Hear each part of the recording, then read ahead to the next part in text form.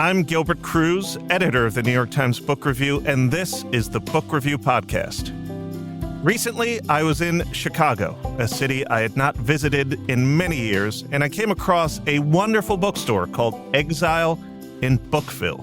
The name's a riff, of course, on the Liz Phair album, Exile in Guyville. Cool store, very nice lighting situation, good music, on the record player. I actually went twice. And the second time I went to Exile in Bookville, I saw a volume on the shelf. It was titled simply Nuclear War, A Scenario. I remembered this book. It came out last year. We reviewed it positively at the book review. So I picked it up, I read the first page, and I immediately had to buy it. The opening pages were scary and gripping and written with such detail about one of the worst things imaginable, a thermonuclear attack on Washington, D.C. that starts a terrible chain reaction of thousands of nuclear missiles flying across the globe. This week, as we approach the 80th anniversary of the nuclear bombings of Hiroshima and Nagasaki, I have on the show Annie Jacobsen, author of Nuclear War, A Scenario, to talk about her book, which details minute by minute, and even in some places second by second, how the world might end. A cheery August episode. Annie, welcome to the show. Thank you for having me. Now, I was really shook by this book. I imagine many people have been. How many people, roughly, have told you that this is one of the more terrifying books that they've ever read? I think almost everyone. And why do you think they have that reaction? Perhaps I did my job. I wanted to write a book that showed in absolutely appalling detail how horrific nuclear war would be. And so when people say to me, either I could barely read your book, but I had to read it, or I had to read it in one sitting, I was terrified, I was horrified. I believe, I did my job. Now, you structure the book in an ingenious way, I think. I briefly alluded to it. You have three parts, essentially, in the book. They're 24 minutes each. And in each of those parts, each of these sections, you have little pieces that are short or long, and they say 14 minutes, 27 minutes, 40 minutes and 30 seconds. And that means it's been 14 minutes since the first nuclear missile was launched. And this is what is happening here. And this is what is happening over here. Why did you write it that way? And more importantly, when did you realize that that was the way that this book had to be written? I think every journalist has this moment when they're reporting a book where they go, aha, also called mic drop, where you realize the answer to your question, which is how am I going to structure this? And at the same time, how does it end? And that's the gift of the journalist, for the journalist, if you have that moment. And for me, it was in an interview with the former commander of STRATCOM, that stands for U.S. Strategic Command, the steward of all nuclear weapons and all nuclear weapon systems. And doing this interview with General Keeler, I cut right to the point in one of our discussions and said, what would happen in a full-scale nuclear exchange with Russia? And without hesitation, he said to me, Annie, the world could end in the next couple of hours.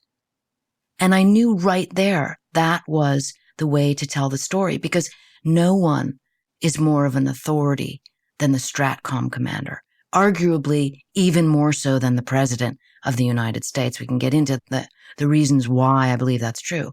But then you have it. You realize, my God, nuclear war, if it happens, will unfold in seconds and minutes, not in days and weeks. That was one of the most striking things about the book. You titled your book Nuclear War. We think of it as nuclear war, but it's not really a war. It's over before it begins. There are no battles. There's no time to really think strategy. As you put it in this particular scenario, a little over an hour passes and the world is essentially on its way to being over. That's right. And so much of the literature that exists, both fiction and nonfiction, and of course journalists, my notes are full of references to all of the people who influence my work and to whom I'm deeply grateful. But the body of literature, I believe, always talks about these long thought out or short thought out, but nonetheless thought out situations. And the point, I think, that gets across loud and clear and fast and with horror in nuclear war scenario is that there is no room to think. It is simply automated. The minute an rogue nation or an adversary, a nuclear armed power launches a strategic weapon at the United States, that is when nuclear war begins, and it doesn't end until nuclear Armageddon. Now, there are many scenarios that could happen. I want you to tell us, without going through the whole book, what sets off your particular scenario here. It's a very specific thought exercise, and it starts in North Korea. That's right. And for this how does one start idea, I interviewed dozens of individuals who are presidential level advisors, scientists, spies, Secret Service, all the people who are in this command and control system, if you will. And I asked many of them the question you're asking me, wondering, what is Washington afraid of most? And when the same answer came from two of the highest ranking individuals with the most knowledge on nuclear command and control, that would be Richard Garwin, who drew the plans for the world's first thermonuclear weapon and advised every president on nuclear weapons since Eisenhower, and the more modern expert, Andy Weber, who was the Assistant Secretary of Defense and top advisor to President Obama on nuclear weapons. And both of them told me that it was a bolt out of the blue attack against Washington that Washington fears most. And that made the most sense to me coming from North Korea. Now, what is a bolt out of the blue? I feel like it's in the name there. It's something that is unexpected. There's no communications beforehand. It just happens.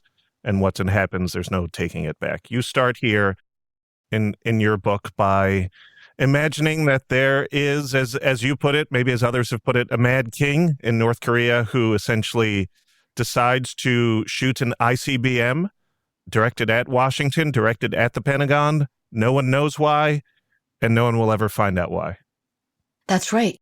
And to your point about the bolt out of the blue attack, what I found incredibly interesting, and I think what readers really relate to, is, believe it or not, nuclear war is pretty easy to follow, at least the way I was able to describe it from my sources, because so much of it is, like you said, bolt out of the blue. That's exactly like it sounds. Well, it is. Other policies that America has, like launch on warning. What could that be? It's exactly like it sounds. Somebody launches on us. We launch when we get the warning. We do not wait to absorb a nuclear blow.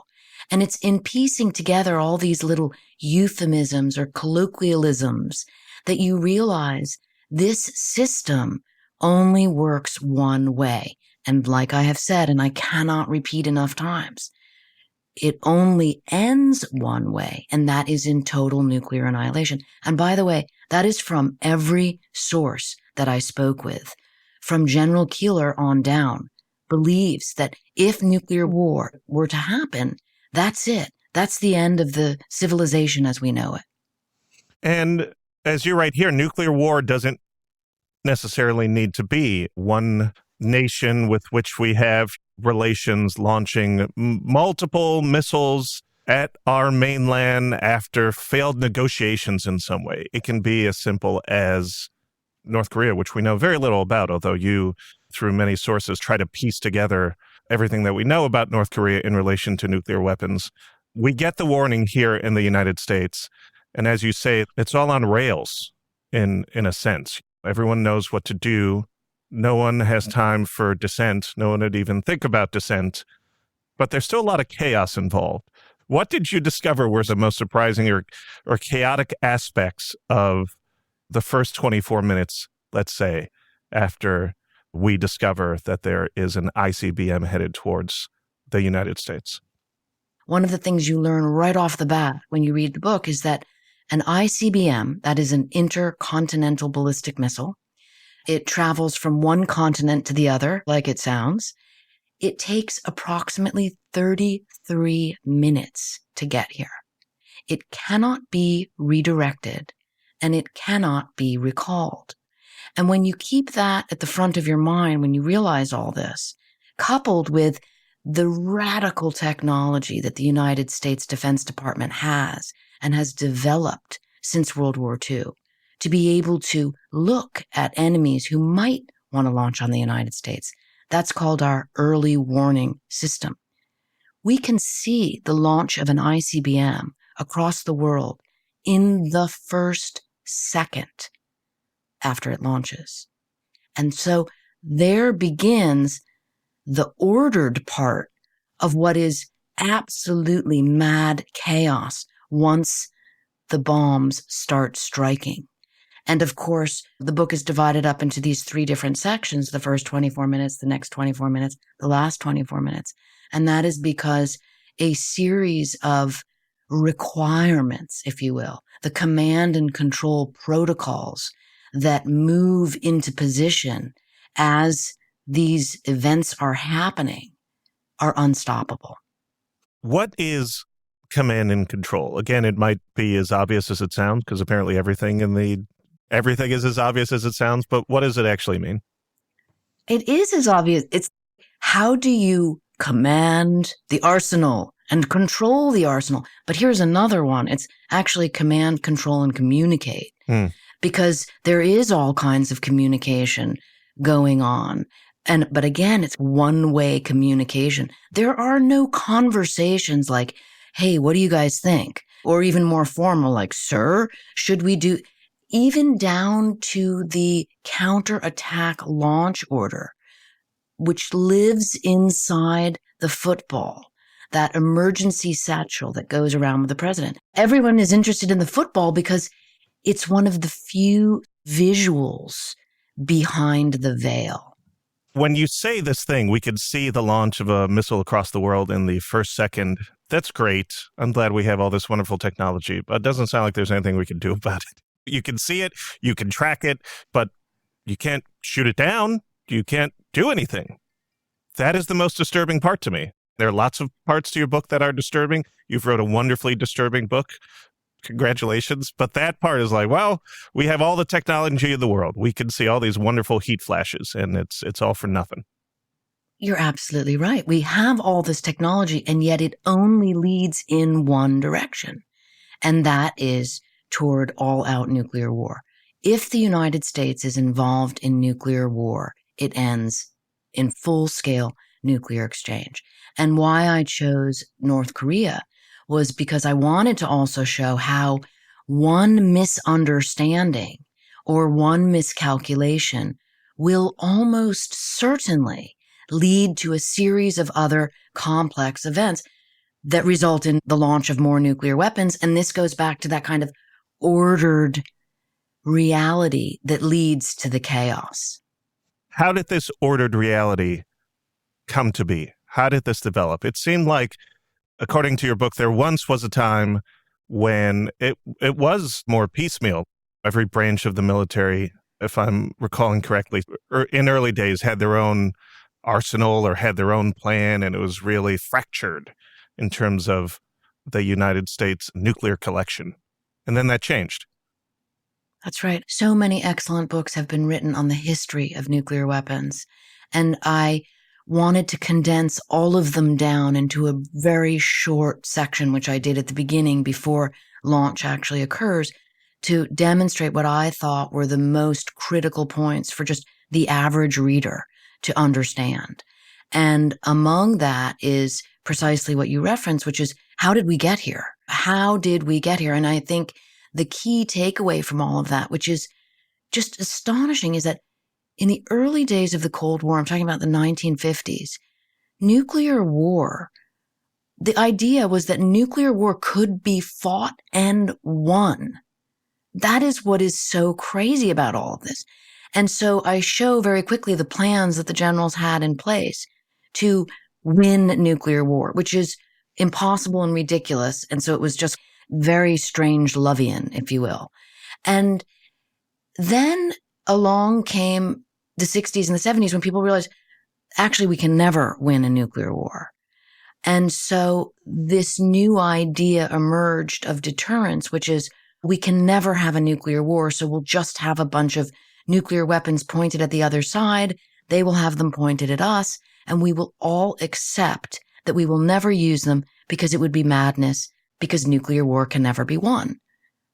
And that is this, again, that razor's edge upon which we all must live, coupled by the fact that in the days where all of this began, there was simply two nuclear superpowers, the United States and the Soviet Union. Now there are 9 nuclear-armed nations.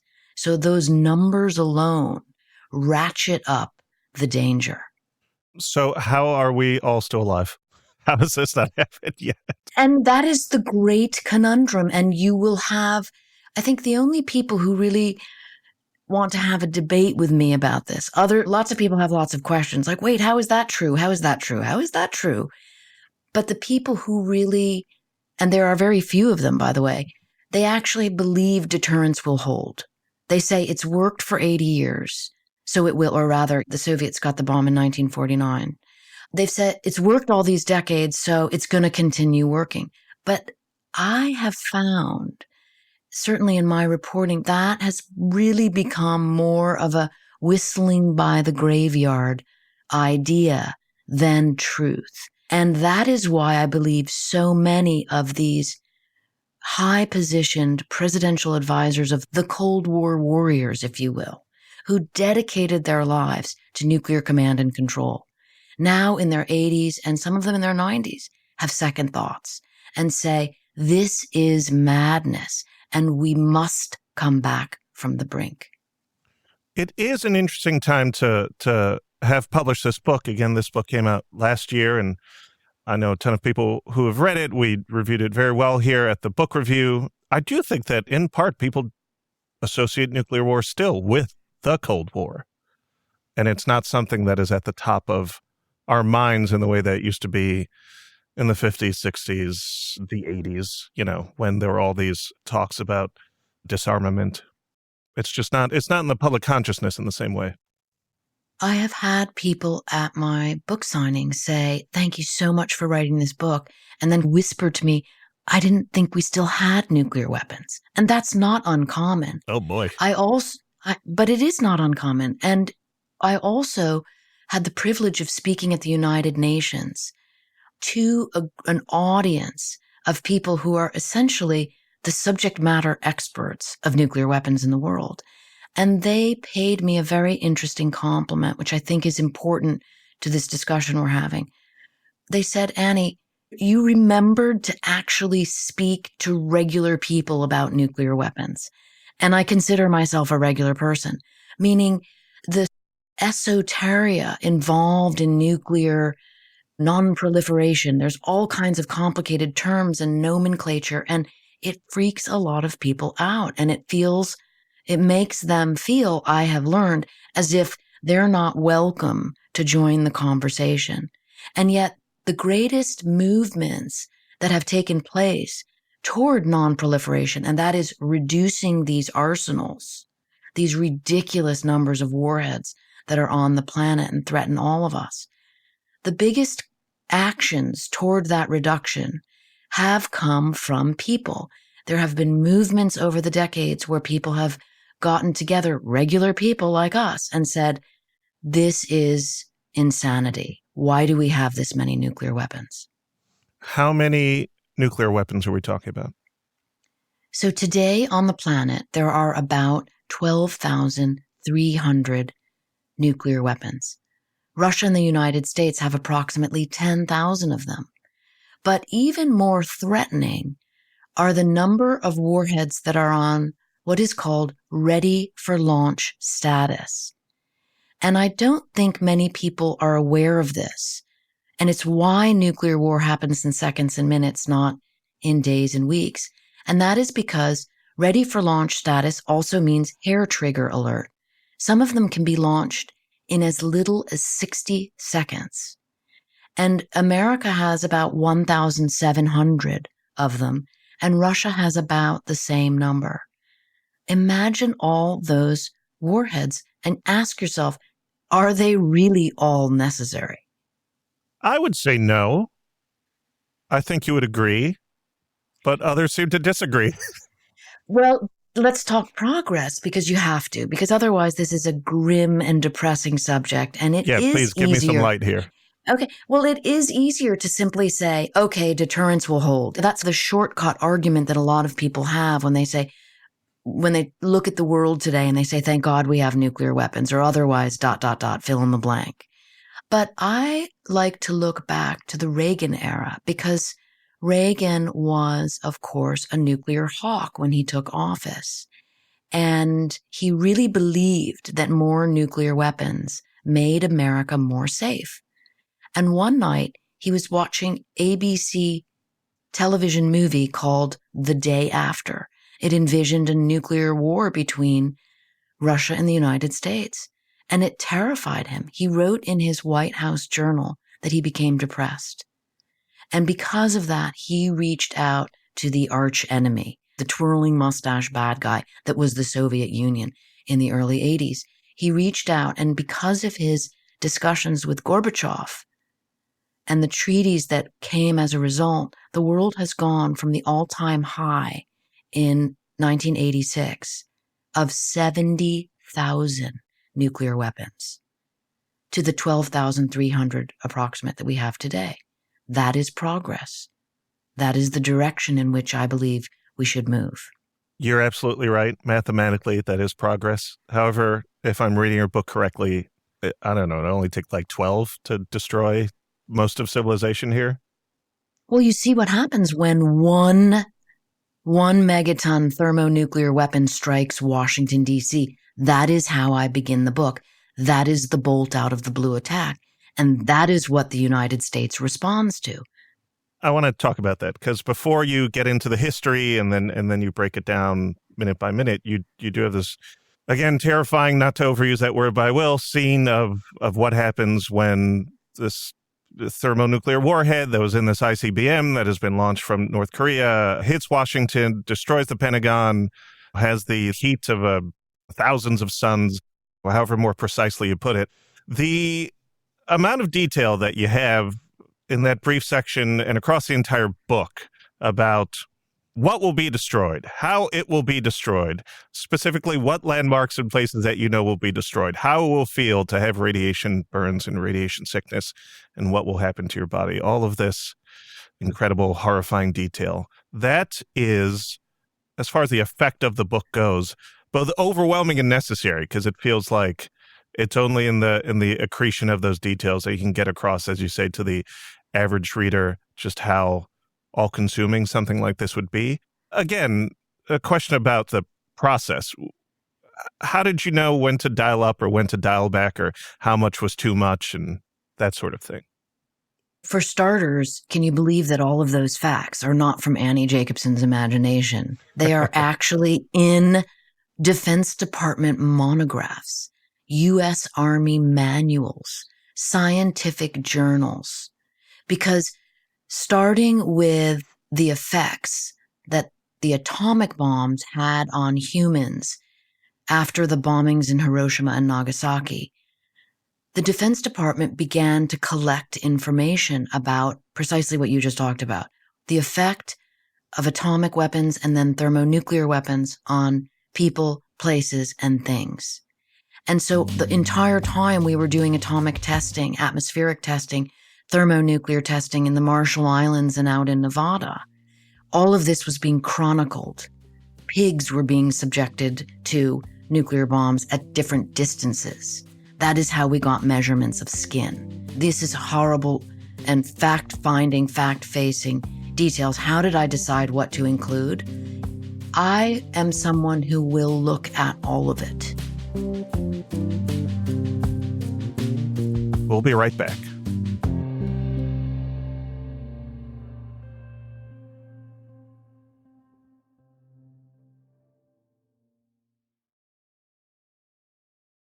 Welcome back. This is the Book Review Podcast, and I'm Gilbert Cruz. I'm here with Annie Jacobsen, author of Nuclear War, A Scenario. One of the things you have alluded to is the way in which the President of the United States, whomever that may be, is in control of one of the most vast and powerful collection of weaponry that has ever existed on this earth. And that person maybe doesn't really understand that, doesn't know what to do, wouldn't know what to do if the moment were to arise where they had to open that briefcase, that football that we've seen on so many movies and TV shows, and pick from a poo-poo platter of nuclear options. Tell us about the football, and then tell us about what it means to be the president, how this person got all this power, and why the hell are they not trained on this every month? I mean, I'm going to start with the last part because that was surprising to even me. And that comes from, for example, interviewing former Secretary of Defense Bill Perry. He first opened the door to that concept with me, was that the president is essentially unprepared. Why? Because most presidents believe they will never have to deal with the nuclear issue. Former Secretary of Defense Leon Panetta confirmed that same concept, and we had a discussion about it. What was even more interesting about talking to Panetta was the fact that before he was Secretary of Defense, he had also been, he was also the CIA director. And then before that, he was President Clinton's White House chief of staff.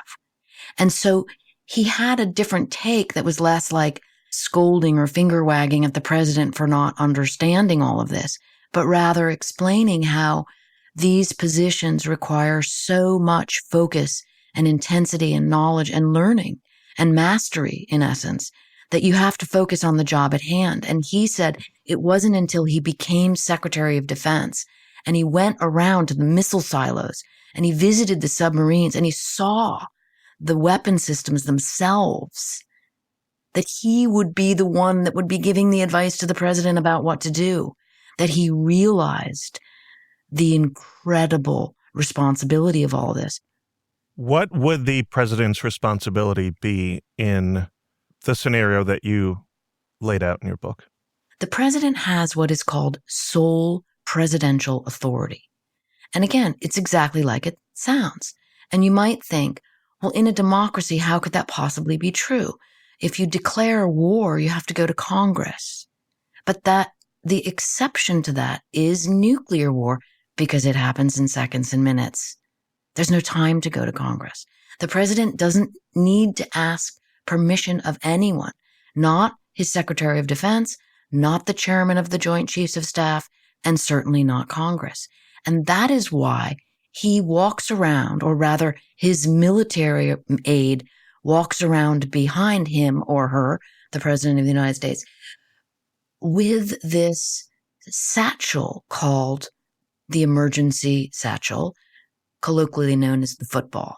And inside of that, there is, in essence, you referred to it like kind of a Denny's menu type sheeted document from which the president chooses the nuclear counterattack dependent upon who it is that launched on us. And so this has all been predetermined. And one of the most frightening things about reporting that was trying to understand about the Black Book. That's what it's called. And it's called the Black Book because it involves so much death. That's the nickname for it, if you will. And of course, that's classified. So I spoke to people who were privy to that. They can't share classified information. But one person who worked on that was Ted Postal, who was the senior advisor to the Navy in the 1980s. He's now a professor emeritus at MIT. And he explained to me in general terms what scared him most, which scares me, which is that there is no way a president would really have any sense of what he's targeting and who he's killing. Well, there's a moment, I hate to use the word spoiler in relation to this book, but it really has incredible narrative, so I don't want to necessarily give it all away, but there is a moment in which someone in the chain of command in the United States government, in your scenario at least, briefly thinks, well, maybe we're already dead. What is the point? What is the value in launching all these missiles to kill people in this other country that haven't done anything wrong, that aren't responsible for the actions of their leaders? And that thought is brushed away almost instantly. There's no room for morality almost, or anything that approaches an accounting of individual human lives, or even human lives in aggregate in a scenario like this. And for that, I looked to the conversations I had with former Secretary of Defense Bill Perry, because he wanted to talk about that specifically, this idea of morality, this idea that the system, the command and control nuclear system is set up that you launch. And the reason you launch is because you know the other side is going to launch at you. And essentially, your missiles are in the air at the same time. It's inherent in the concept of deterrent because it keeps anybody from launching, because you say, if you launch on us, we will launch on you. And the point that you raise is exactly, I think, a query in everyone's mind of, okay, but what if someone had a crisis of conscience? And that is what Bill Perry had the luxury of thinking about, if you will, in his 90s, as a grandparent, wondering about the fate of the world in the god-awful chance that there was a nuclear war. What would he do? Because he had been in that position of power, not as the president, but as the SecDef. And what he said is almost certainly if the president chose to stay in Washington, they would almost certainly be killed. He, as Secretary of Defense, would have gotten out of the Pentagon, gone quickly to one of the nuclear bunkers, and maybe because of the chain of command would now be in control because everyone in the line of succession might be killed. And that is why I take the reader through that thinking. And if you look in the notes, you can always find in the narrative where I'm getting the kind of mental thought process from whoever it may be, the SecDef or the Secret Service agent or whatnot. And I was fascinated by that, and also by Bill Perry's concession that he would be overrided. Just because it would be assumed that he was not in his right mind, because there is a way that this is supposed to work. And I think you have to take the idea of right mind out of that sentence, because it is irrational. It is a system. And so there is not an opportunity for human thinking when it comes down to push button warfare. It's a cliche, but it's true.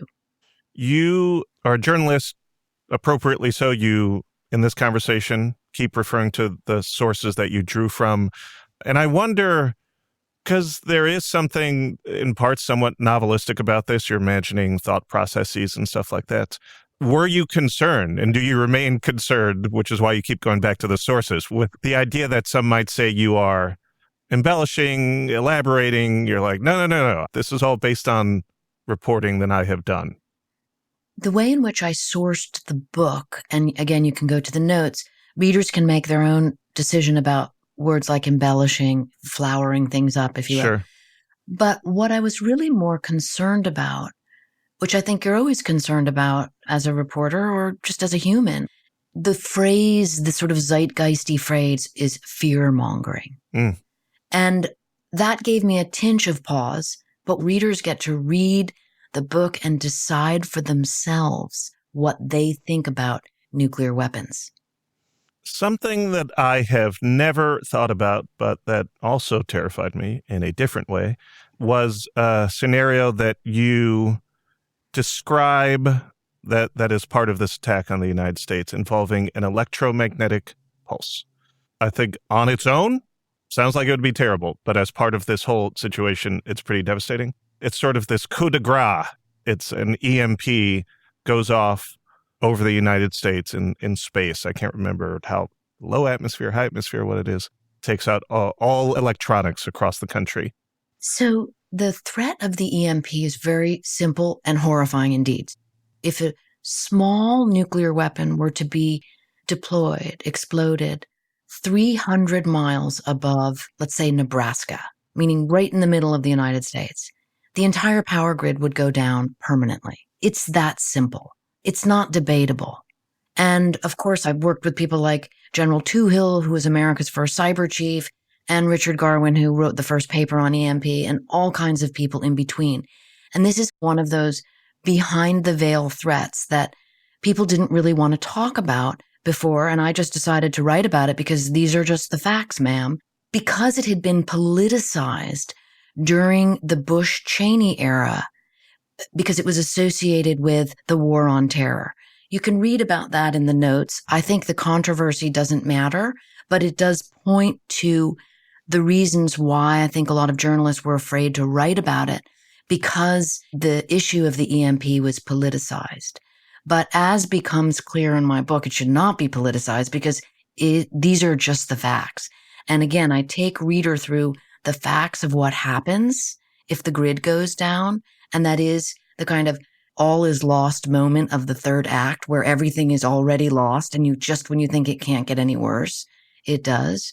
But I think on balance, what it points out is that there are many existential threats tied to nuclear weapons and nuclear use, all of which must be looked at as an aggregate of, again, why non-proliferation, the reduction of these massive arsenals, is the way to go.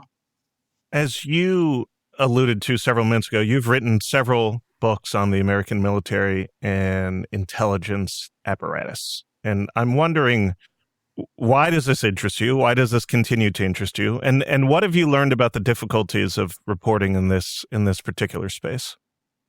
All of my previous books report on the CIA and the Pentagon. 100 or more people per book. That's 600 plus sources. Imagine how many of those individuals fought in various battles. I can tell you all of them from World War II to the present.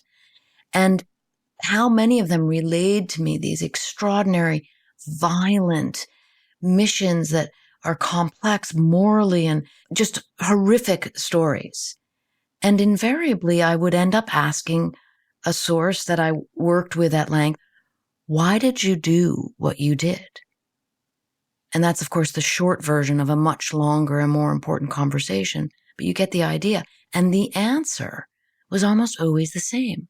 I did what I did to prevent nuclear World War III. This is an awful question. I mean, the question isn't awful, but the implications are awful.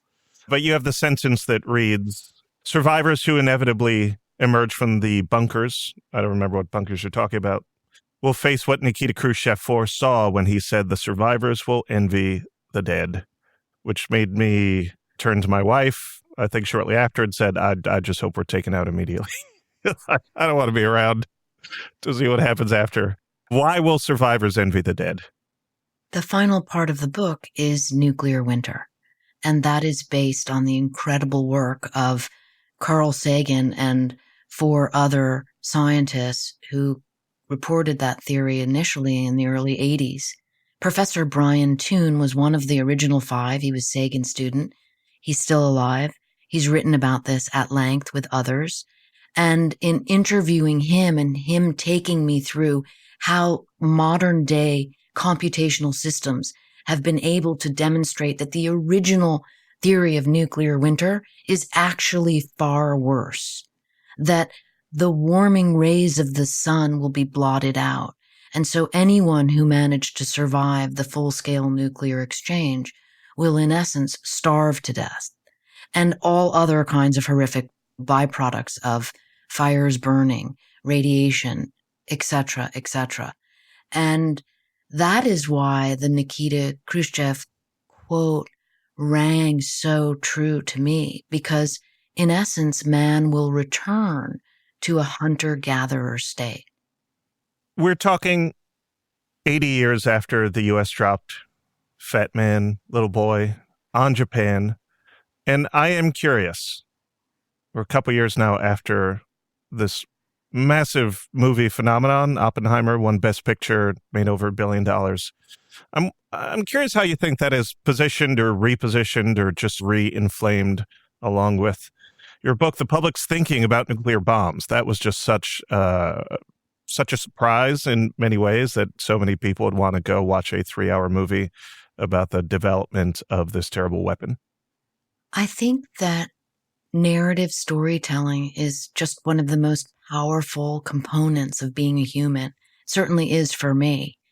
And so the fact that the Oppenheimer movie made so many people think about nuclear weapons in a manner that they hadn't been thinking about them before, I think only adds to this bigger conversation.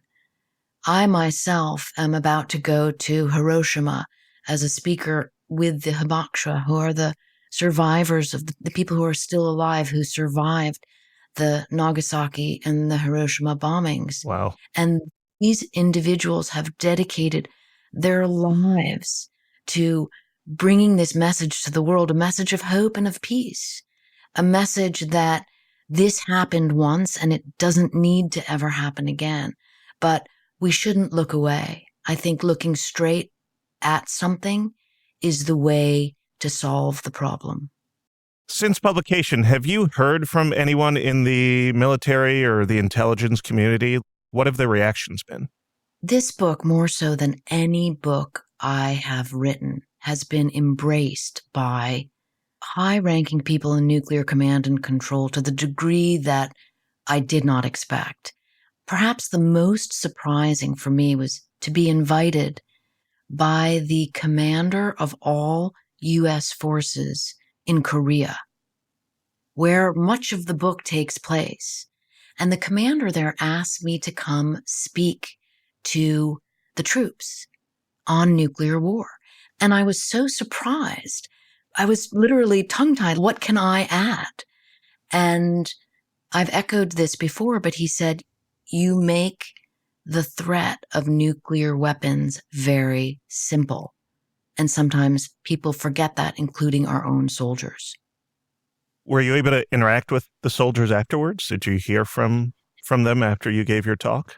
I had a conundrum that I have never had before, and it was what you might call a quality problem, but the book had been nominated, shortlisted for the Baillie Gifford Award in the UK for nonfiction, and I had previously committed to attending that, and so I had to tell the commander of Special Operations Command Korea that I couldn't attend, but I was honored and thank you.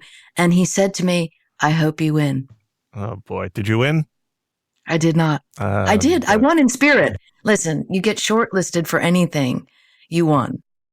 That is a very positive way to look at it. Something that is not positive and that I will never forgive you for is a brief section in this book that takes place at 42 minutes after the missile has launched that is set at the National Zoo, in which you describe all the ways in which beautiful, wonderful animals will die. Completely unnecessary, Annie. You did not have to put it in there. I do not understand why it's in there. Take it out of the paperback. Why did you do that? When I was walking around Washington, D.C., imagining this, I came upon the zoo, and looking at those beautiful animals made me think exactly what you're questioning. And I felt it was a responsibility as a reporter to give them their place in all of this. In your acknowledgments, you write, nuclear war is insane. Every person I interviewed for the book knows this. And yet, Annie, it doesn't seem like there's anything to do about it at this stage. Is that incorrect? What is one to do? It is incorrect, in my opinion, and I'll tell you why. As a journalist, my lane is storytelling. But I have met many new colleagues on this journey, if you will, including people who work in non-proliferation. And I have met people whose lives have been dedicated toward the reduction of these nuclear weapon systems and the arsenals.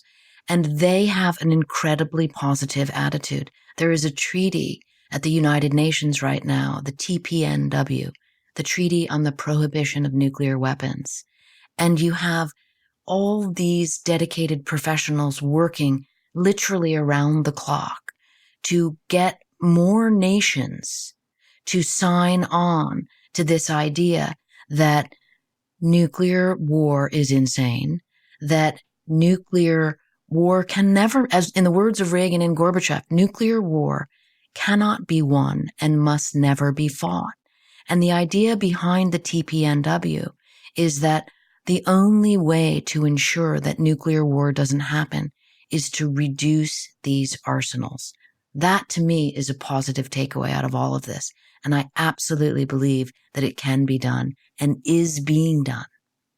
I think ending on a positive note is slightly perverse, but also the appropriate thing to do after having gone through this journey with you. Annie Jacobsen, thank you so much for joining the show. It was a pleasure being here. Thank you for having me. That was my frightening conversation with Annie Jacobsen about her book, Nuclear War, A Scenario. I'm Gilbert Cruz, editor of the New York Times Book Review. Thank you for listening.